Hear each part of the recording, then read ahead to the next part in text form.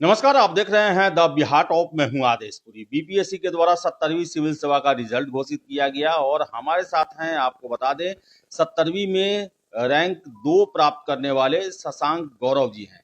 आपको बता दें कि बिहार से अगर देखा जाए तो रैंक 1 इन्हीं का है, क्योंकि रैंक 1 के बारे में चर्चा हो रही है कि उत्तर प्रदेश की है वो श्रद्धा पांडे। तो सबसे पहले शशांक, आपको बहुत बहुत शुभकामना रैंक 2 के लिए। बेहद शुक्रिया। बेहद शुक्रिया आपने ये कामना किया था कि मेरा रैंक 2 आएगा 70वीं में? जी। मुझे ऐसा लगता है कि दुनिया में कोई भी इस चीज़ की कामना तो नहीं कर सकता, पर इस बात की कामना ज़रूर की थी कि पीडीएफ में मेरा नाम तो होगा। और मुझे विश्वास था कि ये नाम तो आना ही चाहिए, पर प्रभु श्री राम ने इतना दिया, बहुत ज़्यादा है। चलिए, इस थोड़ा अपने पीछे के बैकग्राउंड के बारे में बताइएगा। पहले से किसी सर्विस में हैं? पढ़ाई लिखाई आपकी कहाँ से हुई? जी, मेरी प्रारंभिक शिक्षा जो है वो छपरा जिले के सारे स्कूल से ही हुई है। 12th तक मैंने वहीं पढ़ाई करी। उसके बाद मैंने अपना स्नातक रामजस कॉलेज दिल्ली यूनिवर्सिटी से किया है। 2021 में मैंने कंप्लीट की। और उसके बाद मैंने यूपीएससी के सिविल सर्विसेज और बीपीएससी के सिविल सर्विसेज की तैयारी चालू की थी। अनफॉर्चुनेटली पहले के कुछ अटेम्प्ट्स में मेरे एग्जाम्स नहीं निकल रहे थे। लेकिन 2024 के सेंट्रल आर्म्ड पुलिस फोर्सेज, जो कि यूपीएससी के द्वारा ही कंडक्ट कराई जाती है, उसमें मुझे ऑल इंडिया रैंक 57वीं प्राप्त हुई थी। तो मैं असिस्टेंट कमांडेंट के पद पे चयनित हुआ था। उसके बाद मैं तैयारी कर रहा था अपने फिजिकल्स की और फिट रहने की, क्योंकि उसकी भी ट्रेनिंग पेंडिंग है अभी, तो वो भी ट्रेनिंग आने वाली थी। उसी बीच में बीपीएससी का सर्वांगमय चीज़ें चालू अपने हिसाब से चल रही थी। तो अभी 14 मार्च को इंटरव्यू भी थी और मैं ट्रेनिंग की वेट भी कर रहा था। तो फाइनली ये रैंक 2 आया है अभी, और वो ट्रेनिंग अभी भी पेंडिंग चल रही है। अच्छा, ये बताइए कि 70वीं आपने दिया। पीटी तो चलिए, पीटी में प्रश्न वो ज़्यादा टफ नहीं थे। मेंस काफ़ी परिवर्तन किया गया। आपने कहाँ से तैयारी की? कोचिंग लिया आपने, सेल्फ स्टडी किया या किसी गाइडेंस में किया? उसके बारे में ज़रा बताते हैं। जी, प्रीलिम्स में क्या है कि आप बहुत सारी चीज़ों को जब देखते हैं तो ठीक है, वस्तुनिष्ठ प्रश्न हैं, पर उसमें सबसे बड़ा अजीब चीज़ क्या है कि आपको बहुत सारे क्वेश्चंस को गेस करना पड़ता है, जहाँ पे प्रोसेस पूरा टिपिकल हो जाता है और आप चीज़ों को कवर अप कर नहीं कर पाते। लेकिन मेंस मैं अभी भी कहूँगा कि थोड़ा प्रेडिक्टेबल लाइंस पे है। अगर आपने एक होलिस्टिक कवरेज करी है अपने पूरे सिलेबस की, तो आप बेहतर प्लेस्ड हैं बाकी अभ्यर्थियों से। खासकर अगर आप GS1 देखें, जहाँ पे चीज़ें बहुत स्टैटिक हैं, क्वेश्चंस आज भी मौर्यन कला और पटना कलम वगैरह चीज़ें आती हैं। तो अगर आप इन सारी चीज़ों पे अपने 2 पेजर 4 पेजर नोट्स तैयार करके रखे हैं, तो आपके एग्जाम में वो हैंडी आएगा। और अगर आपका DI बेहतर है तो आप वो 72 मार्क्स अपने पॉकेट में लेके वापस जाते हैं। इसके अलावा अगर आप मुझसे पूछेंगे कि मैंने तैयारियां कहाँ से करी इन सारी चीज़ों की, तो एडुटेरिया नामक एक इंस्टीट्यूट है जहाँ से मैंने मेंस की खासकर तैयारी की, क्योंकि जो मेरा प्रीलिम्स था वो पूरा का पूरा मेरा सेल्फ इवेलुएटेड और सेल्फ मोटिवेटेड पेपर था। उसके बाद मेंस जो था, वहाँ पे मैंने एडिटोरिया की मदद ली, और खासकर GS1 के नोट्स में, जो कि बहुत स्टैटिक हो जाती हैं, उनकी नोट्स मुझे काफ़ी हेल्प की। GS2 थोड़ी डायनामिक है, उसके लिए मैंने खुद के भी नोट्स बनाए थे और डिफरेंट इंडिसेस को और रिपोर्ट्स को तैयार किया था, तो दैट मैं उन्हें कोड कर पाऊँ अपने पूरे के पूरे आंसर को और इफेक्टिव बनाने के लिए। तो ये खासकर जो चीज़ें थी। इसके अलावा जो ऐसे का पेपर है, जहाँ पे आजकल एक नया प्रयोग है बीपीएससी का कि वो लोकोक्तियाँ पूछता है, और कुछ अच्छे टॉपिक्स भी आजकल लेके आ रहा है। तो इस पे आप अगर आप सिविल सेवा दे रखे हैं यूपीएससी की, तो आपके पास एक मेंस लिखने का अगर अनुभव है, जो कि मेरे पास था, तो मैं ऐसे बेहतर लिख पाता हूँ, मुझे ऐसा लगता है। लेकिन फिर भी ऐसे के एक दिन पहले और एग्जाम के एक दिन पहले वो घबराहट, कभी कभी आपका सबसे मजबूत चीज़ भी आपको डराने लगता है कि शायद पता नहीं क्या हो जाएगा। तो एक मेंटोर है हमारे, रविकांत सर, उन्होंने मुझे काफ़ी मदद की उस वक्त पे। और रात को 12-1 बजे उनसे बातें करना और उनसे पूछना कि सर कैसे करूँगा इन सारी चीज़ों को, उनका वो आश्वासन आज भी मुझे एक ऑडियो नोट के तौर पे मैंने संजो के रखा है। तो वो आश्वासन मुझे उस एग्ज़ाम हॉल में बहुत काम आया, और फाइनली भगवान की दया से मैं यहाँ बैठा हूँ आपके सामने। ये बताइएगा, बीपीएससी जैसे अभी जो पैटर्न बीपीएससी में चेंज हो रहा है, दावा किया जाता है क्वेश्चन लड़ाने का, रट्टेबाजी का भी बहुत सारे लोग प्रयास करता है। क्या कहेंगे 72वीं जो लोग दे रहे हैं या फिर आगे जो परीक्षा देंगे, उनके लिए क्या आपका मैसेज है कि बीपीएससी के लिए क्या जो पहले से एक पैटर्न है कि आपको खुद देह गलाना पड़ेगा इसके लिए? देखिए, रट्टेबाजी या क्वेश्चन प्रेडिक्टेबिलिटी, ये सब चीज़ें एक संयोग मात्र है, आज भी किसी भी एग्जाम में आप देख लीजिए।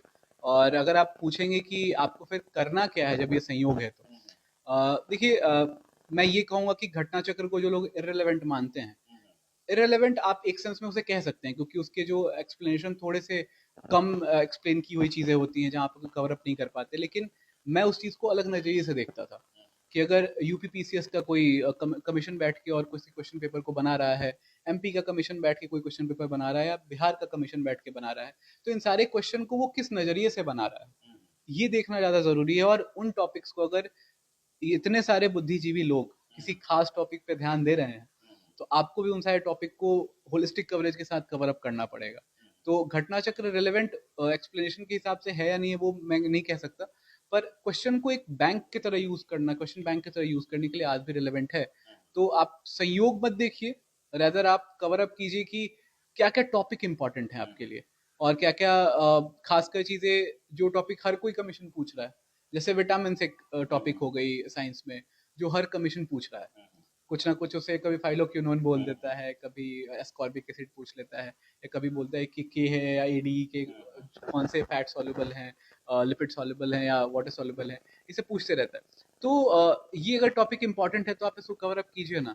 अगर आप उसे छोड़ के जाएंगे तो शायद आप कमजोर पड़ रहे हैं बाकी लोगों के सामने। मीडियम कौन सा था आपका? मेरा मीडियम इंग्लिश था। अच्छा, ये जो मैगजीन है, पेपर है, रिपोर्ट की आपने बात की है, जी वो सब कौन सा प्रीफर आपने किया है, उसके बारे में जरा बताते जी, मैं बहुत ही ज़्यादा रेगुलर छात्र नहीं हूँ करंट अफेयर्स को लेके। हैं। तो मैं न्यूज़पेपर भी 2 या 3 दिन पे कभी ऐसे लेके बैठा, वो अम्यूज़मेंट के लिए। तो मैं पढ़ता था न्यूज़पेपर, पर बहुत सारे आर्टिकल्स नहीं पढ़ पाता था और उससे नोट्स नहीं बना पाता था।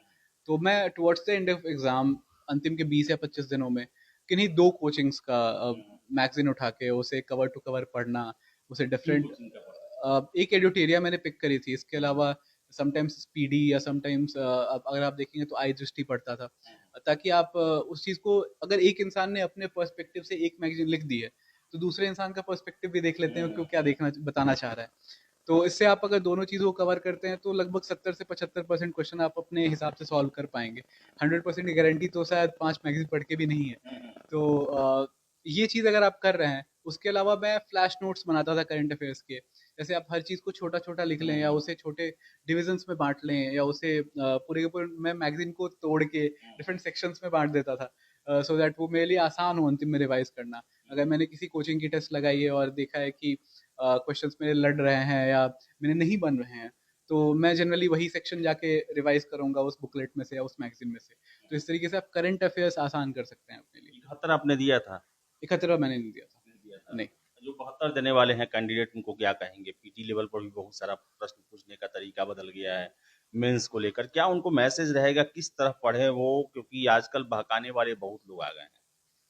देखिए, मुझे ऐसा लगता है कि जिस उम्र में हम हैं, सब भी 25, 24, 23 के उम्र के हैं, या कोई 28 या 30 की उम्र का है, यहाँ पे अगर हम बहक रहे हैं तो शायद अपने विवेक का प्रयोग नहीं कर रहे हैं।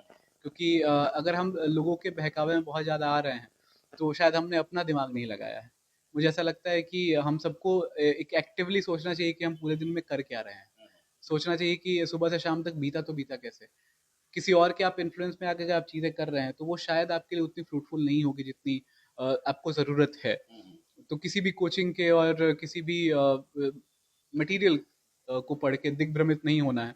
रादर आपको ये चीज़ समझना है कि आप कहाँ से अपने उन सारे लैकुनास को, उन सारे गैप्स को फिल कर सकते हैं जो कि नीडेड है। तो यहाँ तक अगर आप जा रहे हैं तो शायद आप बेहतर पोजीशन में हैं एग्जाम को क्लियर करने के लिए। फैमिली के बारे में, पिताजी आपके क्या करते हैं? कितने भाई हैं आप? क्या कोई सिविल सेवा का माहौल रहा है आपके घर में? जी, मेरे पिताजी सेल्फ एम्प्लॉयड हैं और मेरे भैया अभी मरीन इंजीनियर हैं। छोटा भाई क्लास 12th पास किया है। तो मैं ये कह सकता हूँ कि पढ़ाई का माहौल बचपन से ही रहा हमारे घर में। मैं ये नहीं कहूँगा कि मैं बहुत ही ज़्यादा ब्राइट स्टूडेंट था, क्योंकि ये जर्नी ही आपको हम्बल करते रहती है कि आप कितनी बार भी एग्ज़ाम दे लो, आप सबके बराबर ही बैठ जाते हो, आप कितने भी अच्छे स्टूडेंट रहो। लेकिन ये ज़रूर कहूँगा कि पढ़ाई का जो माहौल पिताजी ने इस्टेब्लिश किया घर में, कि पढ़ाई से ही अगर आप मध्यम वर्गीय परिवार से आते हैं, तो पढ़ाई आपका वो एकमात्र औजार, या आप शस्त्र बोल लें, जिससे आप उस चक्र से बाहर आ जाते हैं। तो पिताजी ने वो माहौल हमेशा बनाए रखी। सिविल सेवा का माहौल एज सच, मैं पहला ही विद्यार्थी होऊंगा जो मेरे खानदान से सिविल सेवा की परीक्षा उत्तीर्ण कर रहा है। पर ये जरूर कह सकता हूँ कि वो समझ मेरे पिताजी ने जो मेरे अंदर इंस्टिल की है, जो इनकलकेट किया है मेरे अंदर, वो ही शायद मुझे यहाँ पे आप सबको बीच में लाके खड़ा कर पाता है और शायद दूसरों से थोड़ा बेहतर कर पाता है। चलिए, और आगे का क्या सपना है? यूपीएससी अभी आगे कंटिन्यू करना है या फिर बिहार में ही रहना है? देखिए अभी चूंकि ये जो परीक्षा की रिजल्ट आई है इससे मैं बहुत ज़्यादा आच्छादित कह सकता हूँ खुद को।